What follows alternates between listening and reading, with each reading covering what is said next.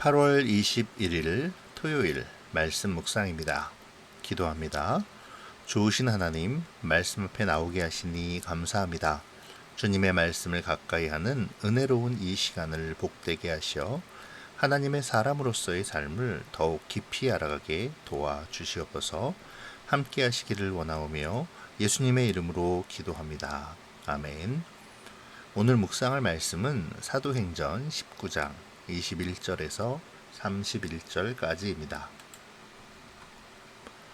이 일이 있은 후에 바울이 마게도냐와 아가야를 거쳐 예루살렘에 가기로 작정하여 이르되 내가 거기 갔다가 후에 로마도 보아야 하리라 하고 자기를 돕는 사람 중에서 디모데와 에라스도 두 사람을 마게도냐로 보내고 자기는 아시아에 얼마 동안 더 있으니라.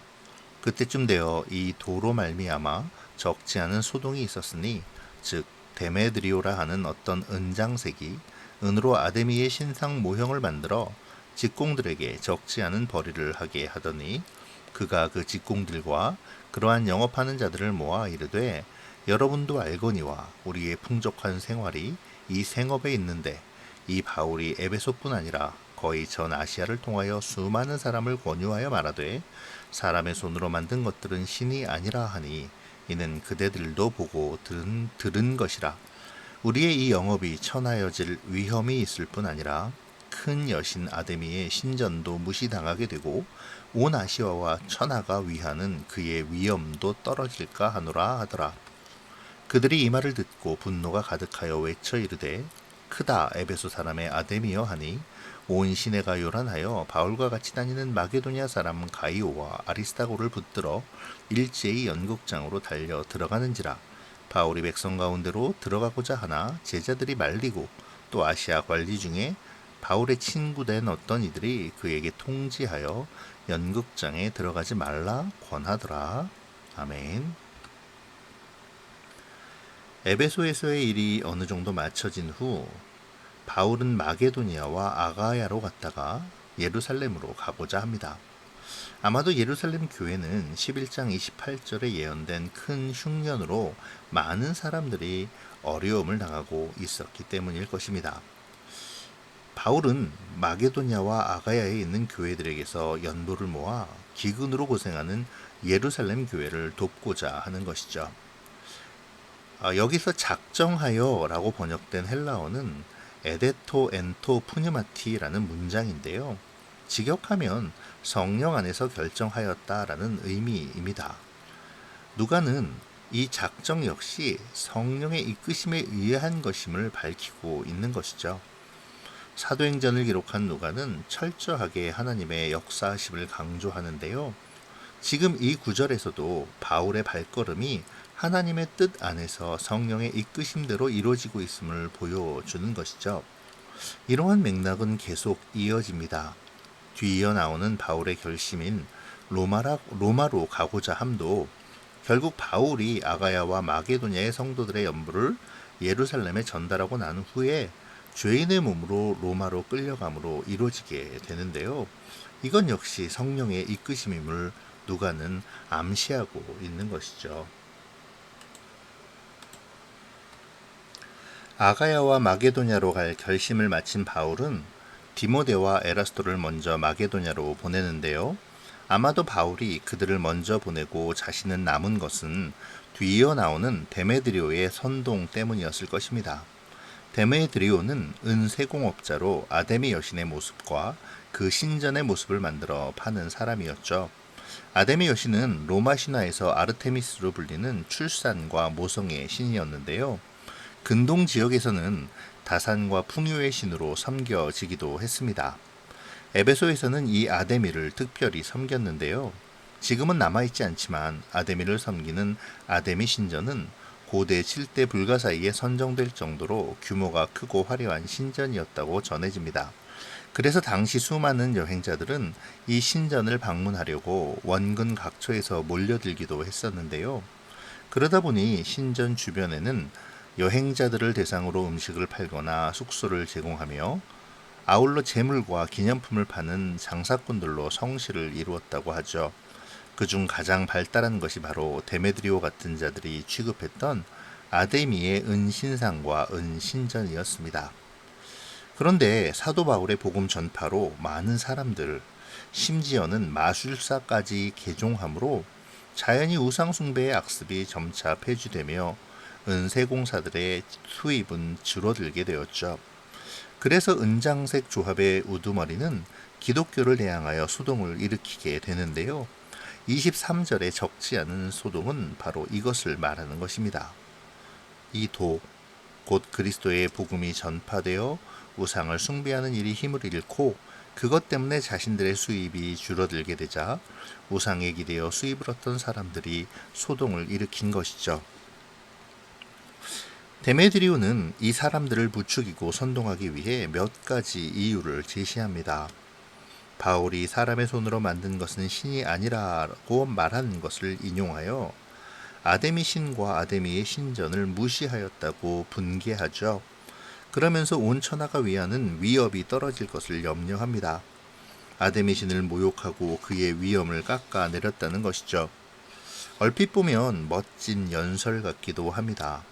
아데미에 대한 신앙이 깊음으로 아데미 신이 모욕받는 것에 대한 분노와 또 그의 위엄이 무시됨으로 노여움을 사지는 않을까 하는 염려가 같은 일을 하는 장인들과 상인들, 즉 아데미로 말미암아 삶의 터전을 엮어가는 사람들에게 동기를 부여하는 설득력 있는 호소처럼 보이죠. 하지만 실제적인 내용을 들여다보면 결국 그의 관심은 아데미의 위엄과 권위를 위함이 아니라 자신의 이익임을 알 수 있습니다. 그의 선동의 처음에서는 우리의 풍족한 사람이 이 생업에 있음을 말하므로 그의 어떤 그 관심이 무엇에 있는지를 잘 보여주죠. 아데미의 권위와 위엄보다 자신의 이익이 먼저임을 확실하게 보여줍니다. 노골적으로 그것을 나타내고 있는 것이죠. 아데미의 권위와 위엄은 그저 그럴싸한 명분에 불과했습니다. 그럼에도 불구하고 선동된 그들은 큰 거리로 나가 외치죠. 크도다 에베소 사람의 아데미여라고 말합니다. 그렇게 가장 큰 길을 따라 걸어갑니다. 그리고 소동은 그렇게 점점 더 커져가죠. 이 소동 가운데 바울과 함께 다니던 가이오와 아리스타고가 그들에게 붙들려 연극장으로 끌려갑니다. 이곳은 노천 극장으로 에베소 동편에 위치했으며 약 24,000명을 수용할 수 있는 대형 건축물이었다고 합니다. 이에 바울이 그들을 쫓아 그곳으로 가려 하지만 제자들이 말리고 또 아시아의 관리들 중 바울의 친구가 된 이들이 통지하여 들어가지 말 것을 권했죠. 여기서 우리는 복음의 권세를 봅니다. 특별히 주목할 것은 바로 아시아의 관리라는 표현인데요. 아시아의 관리로 표현된 사람들은 대체적으로 고귀하고 부유한 가문 출신으로 황제와 로마의 여신에 대한 숭배를 조장하는 임무를 맡은 사람들이었습니다. 그런데 그런 사람들이 바울의 친구라고 표현되고 있다는 것은 매우 이례적인 것이죠. 아마도 그들은 바울로 말미암아 복음을 받아들인 사람들이었거나 그렇지 않더라도 최소한 복음에 대하여 관대한 마음을 갖게 된 사람들이었을 것입니다. 우상을 숭배하는 무리는 그들의 권세를 이용해서 바울 일행을 잡고 자신들의 세를 과시하며 협박하고 두렵게 합니다. 하지만 하나님께서는 당시에 황제와 우상숭배를 장려하는 사람들의 입으로 바울을 막으시고 또 그 지역의 권세자인 서기관을 이용하셔서 세공자들과 힘을 과시하려 하는 사람들의 권세를 잠잠케 하시고 또 자기의 사명자들을 보호하시죠. 이는 복음의 권세가 세상의 그 어떤 권세보다 강함을 보여주는 것입니다. 자, 이제 말씀을 통해 묵상의 주제들을 좀 찾아볼까요? 성령 안에서 결정한 바울의 모습을 좀 살펴보죠. 여기서 우리는 성령의 이끄심을 받는 사람의 모습과 생각이 어떠해야 하는지를 발견할 수 있는데요. 바울은 교회의 어려움을 좌시하지 않았죠. 당시 기근의 여파로 어려움을 겪고 있는 예루살렘 교회를 위해 아가야와 마게도냐 지방의 교회들에게 연보를 걷어 예루살렘 교회를 도우려 합니다. 이는 교회가 그리스도의 각 지체임을 인지하였기 때문인데요.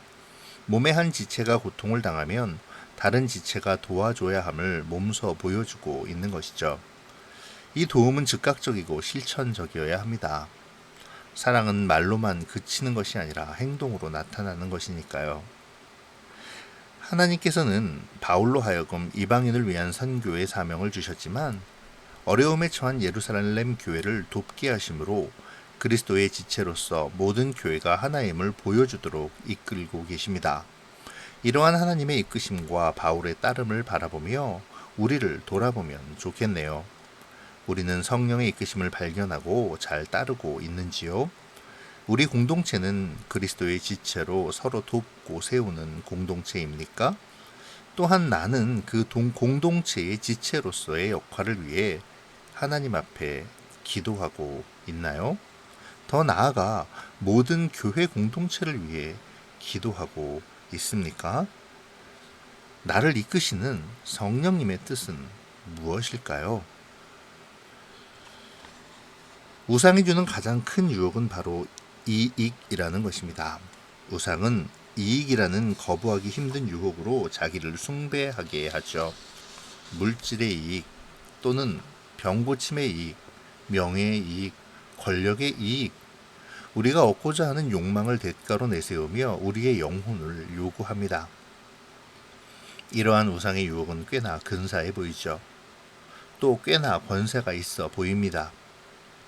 많은 사람들이 신전으로 몰려와 우상을 섬길 정도로 근사하고 또 큰 소리로 외칠 정도로 권세가 있어 보이죠.